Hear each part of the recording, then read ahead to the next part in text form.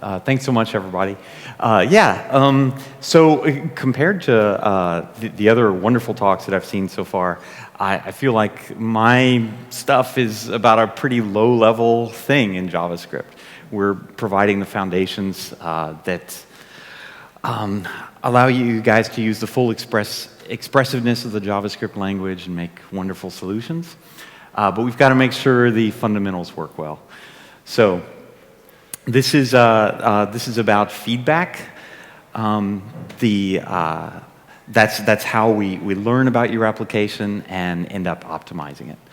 So I've worked on the V8 team since 2012, and I had no compiler background before that.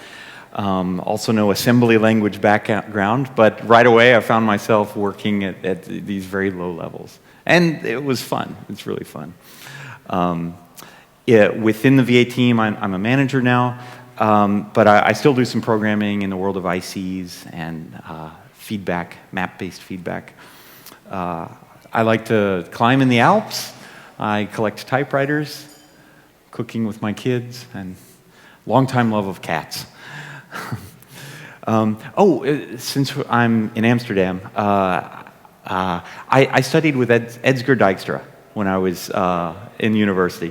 Yeah, I went to school at UT Austin. I grew up in Texas, and that was a wonderful experience to get to know him a little bit.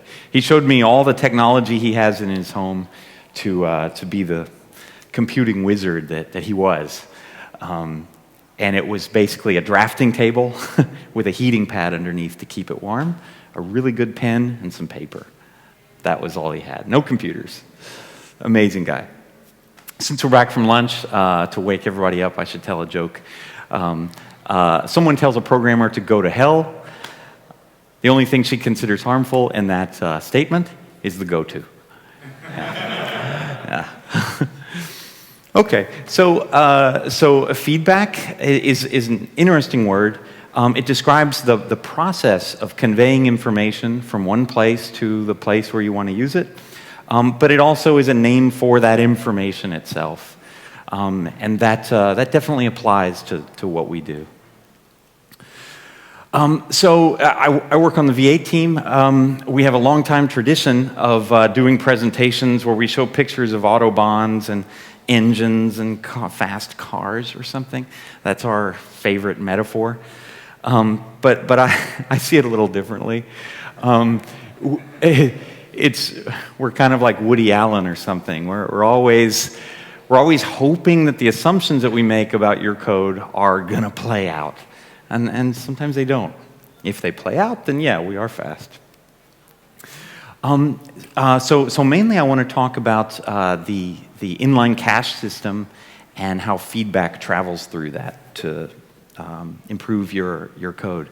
But there are three main pieces of performance, so I need to talk about them a little bit.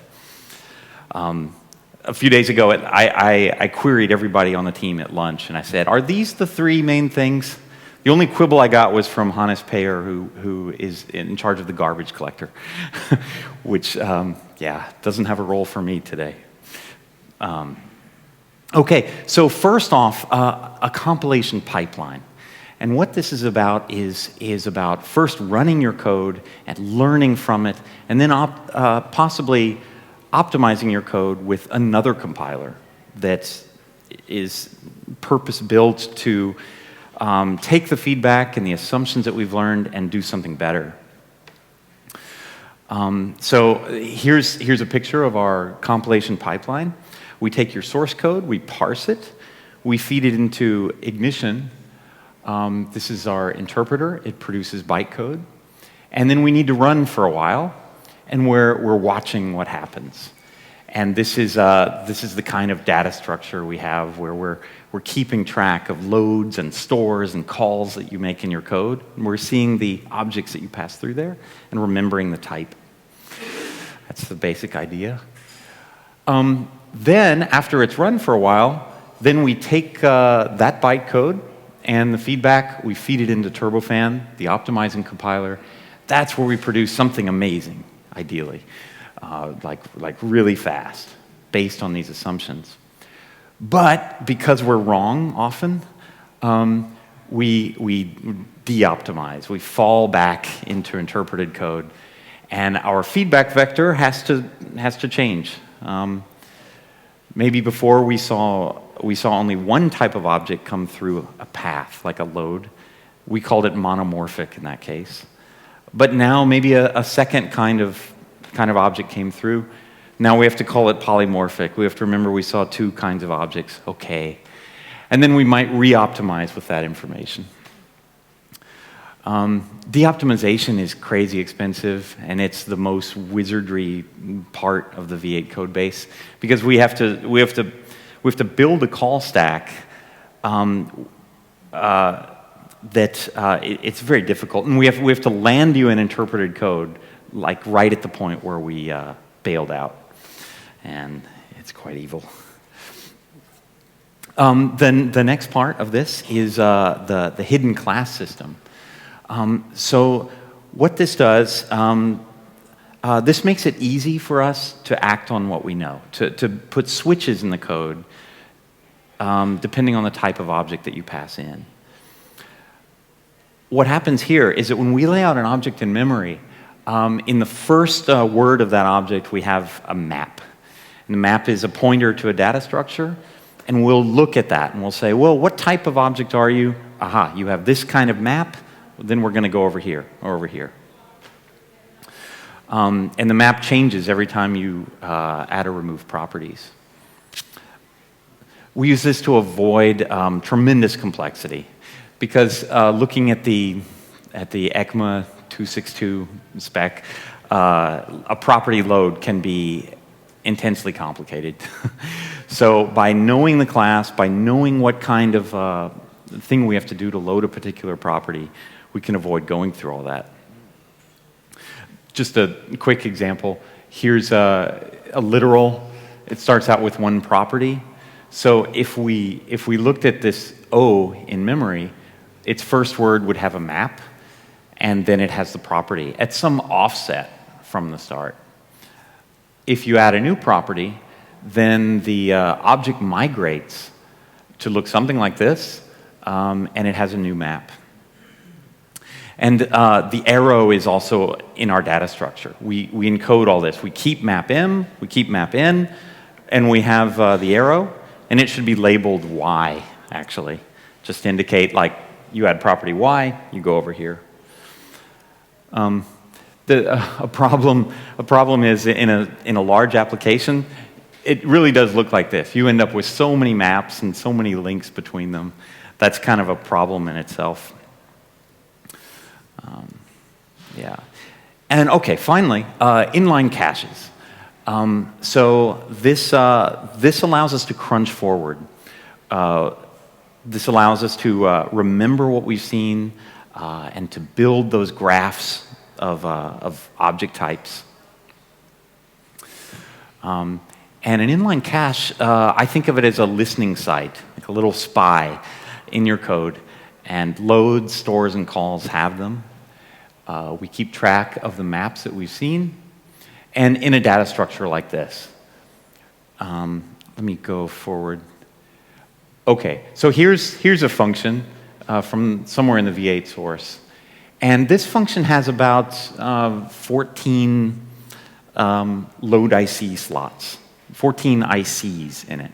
Every time you see a load of a property, or this is a store, actually, first we have to find where is collect entries in the object, and then we store to it. That's an IC. The next one is an IC. This lookup of the word read line, there's an IC there, process log line, and then the print calls and loads, and here's one. And I'm just pointing into our feedback vector structure. This might be IC slot number 10, and here, happily, it's in a monomorphic state. We've seen one map M for this. Okay, it's a little hand wavy there, but that's the structure we use to learn. Another thing about inline caches is that they maintain a state. We'll start out being uninitialized. I see it's kind of hard to read. We don't know anything yet, and we make our way towards monomorphic state. This is our ideal state. We can produce the fastest code if it's like that.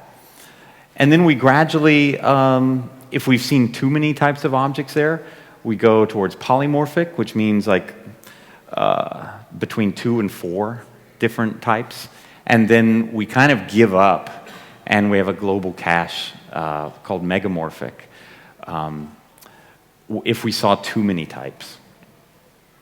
And we also have a slow path. If you do something really weird, that we think is weird anyway, we send you down a slow path, and that can be punishing. So there are tools in V8 to look for that and to watch out for that. I want to point you all to a really amazing blog by Slava Egorov. He's an engineer. He used to work on the V8 team. Now he works on Dart. And he made some amazing blogs describing the internals of V8.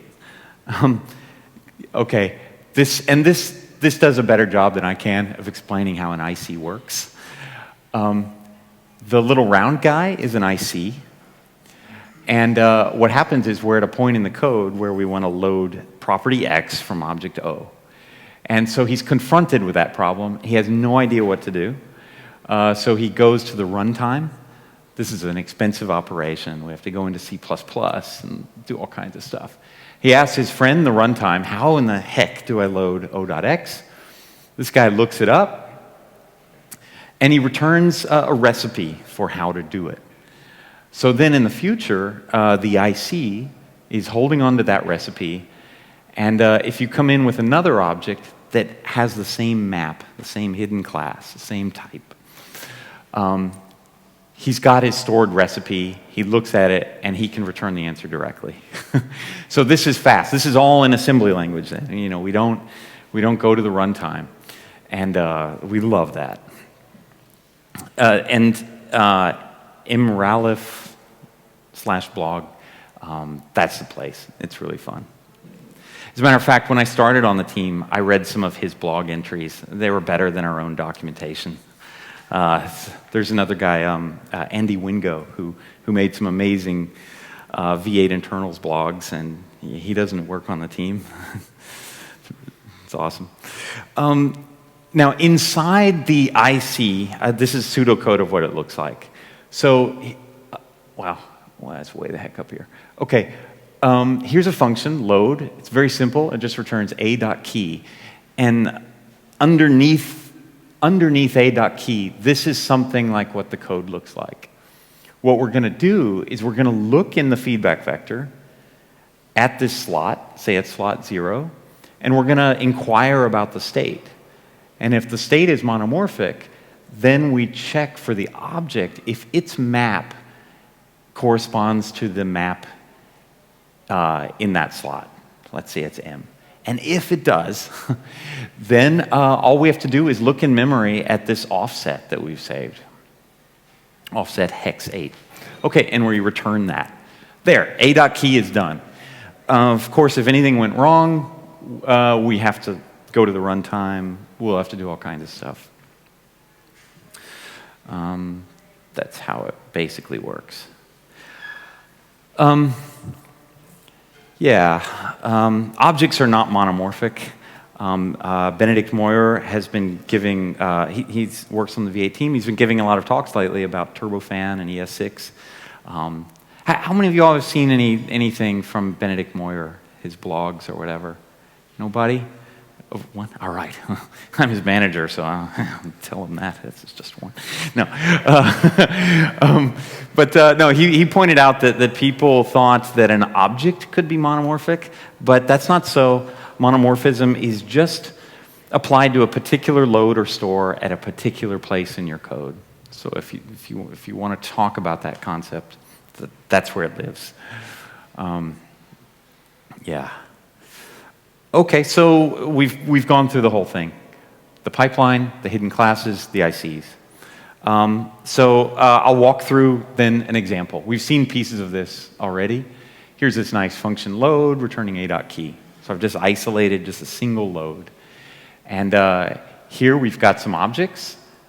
Now these objects should have the same map because they have the same shape, basically. And then we just start calling load with those objects. So the first thing we do is parse. You can see this in V8 if you ran it on the command line. Then you can see our abstract syntax tree of the parse. When we parse, we figure out the kind of feedback we need to gather. And this word right here, slot 0, indicates, please allocate a slot in the feedback vector. Make it a load IC slot. So we set aside places where we're going to store the information we want. Okay, so then we go ahead and compile the bytecode. You can see this too with print bytecode. You see that for this function load, it's pretty simple. It does a stack check, a no-op, I don't know why. And then load named property is the instruction. And then it returns. So now we're going to start executing. This is my symbol for executing. And now we have a feedback vector where we don't know what's there yet. It's uninitialized. So we go into the function load, and we go ahead and say, well, it should be monomorphic. We ratchet our state up from uninitialized to monomorphic. And that's nice. And then we're going to come in with a different object, O1, and we're going to check, is the map of this object the same as the one that I have stored in the feedback vector? And in this case, it is. So we get to stay monomorphic. Yeah, good. Okay, the pipeline, next phase. Now we need to decide if we want to optimize this function. And we will, because you see we're calling it 100,000 times, 200,000 times, actually. So we're going to decide to optimize. You can run with this trace opt output and see that we optimize that function. That can be useful. Also, if we decide not to optimize a function, sometimes it's an interesting reason. You might want to remember that as a tool. If you think something should be fast and it's not, run with trace opt, and you may be dismayed to see that your function is excluded for some stupid reason. I hope not. We've tried to reduce the bad reasons why we won't optimize something. So what we're doing to decide if we want to optimize or not, we check if you're calling it a lot, but we also want to know if there's enough feedback. So we care about the ICs that have maps embedded in them. Those maps help us so much to produce like really fast code. So we actually want at least 25% of the ICs to have type info before we'll optimize. 24, shucks, you're out of luck. And this other word here, generic ICs, this would mean ICs that have ratcheted through monomorphic and made their way to slow or generic. We're kind of sad about that. If we see too many of those, we also don't want to optimize. If more than 30% of your ICs are generic, then we say, why bother? It's not going to gain us that much. This is actually changing, though, because in the past, we had what we call a full code compiler and crankshaft.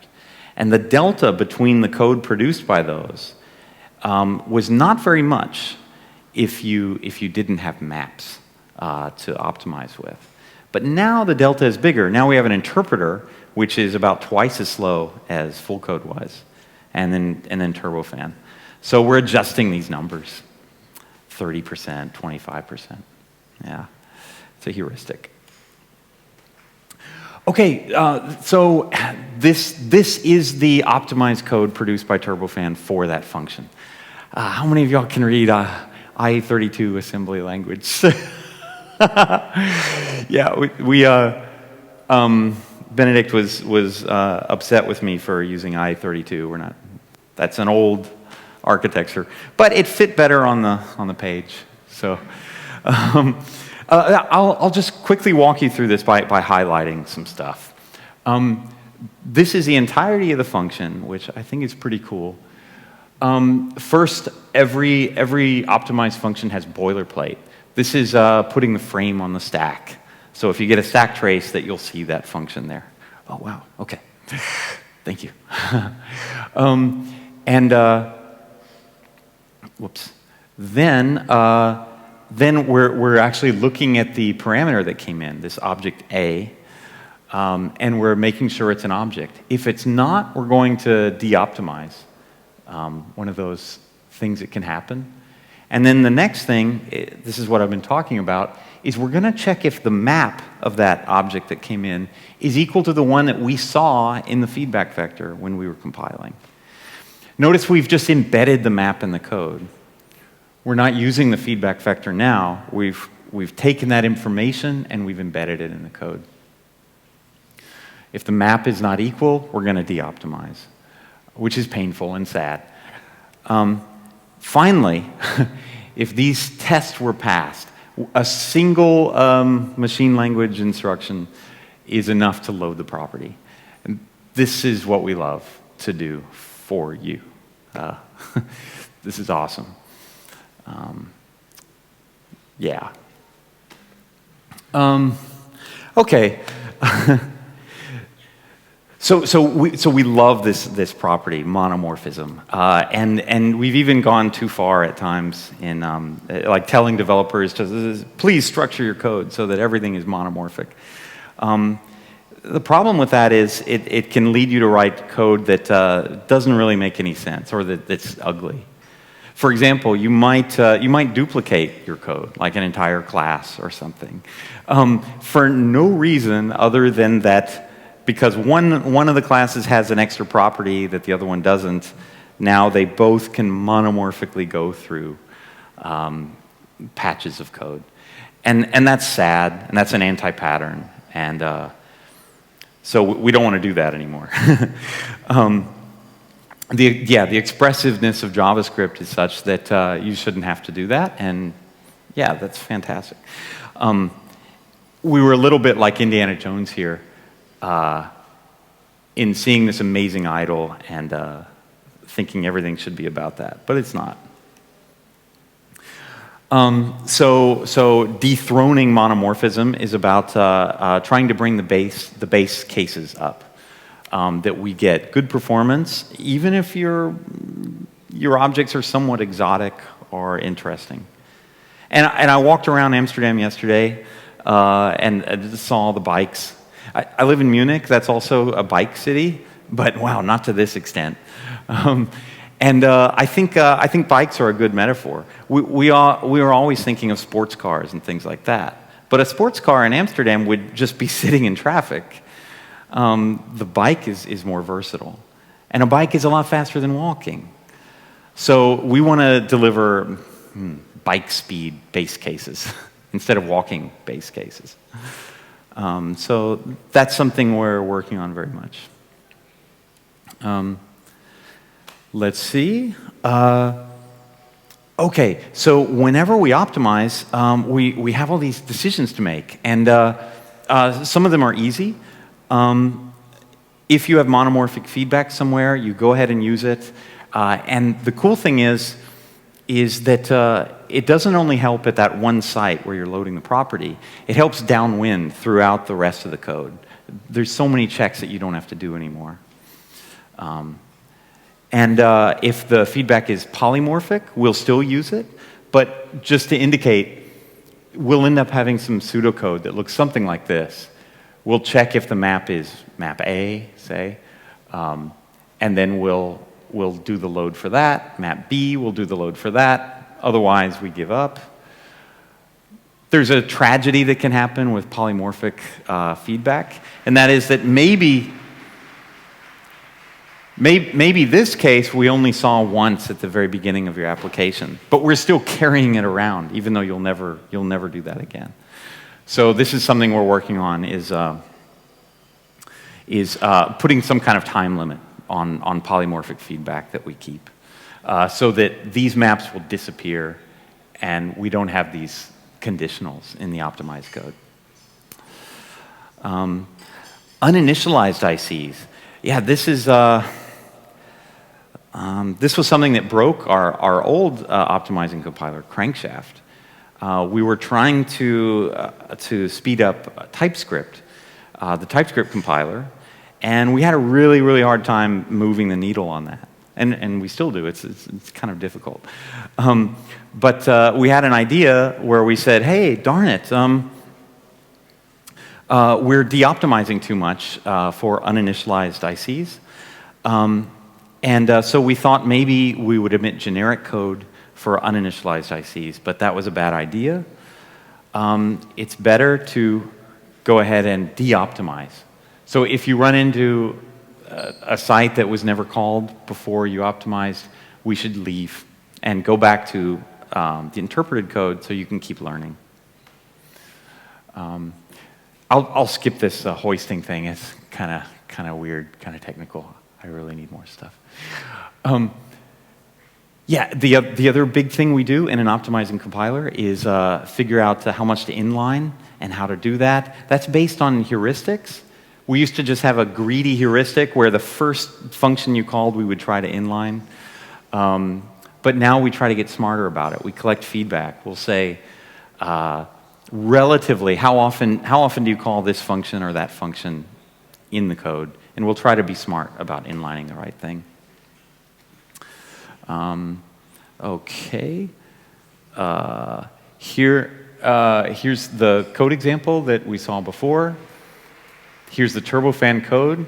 And what I'm going to do now is run this line in red, where we end up passing in a new type of object there. And we're going to de-optimize, because the new map will not be equal to the old one, and we're going to fall out of there back into interpreted code. Oops. And now our feedback is going to go polymorphic. We have the old map that we saw all the time, but now we have a new map. Yeah, that's kind of the flow. Okay, so to sum up, we're at a really low level. We're always watching the code, and we're trying to do our best to give you the best performance. Yeah, that's it.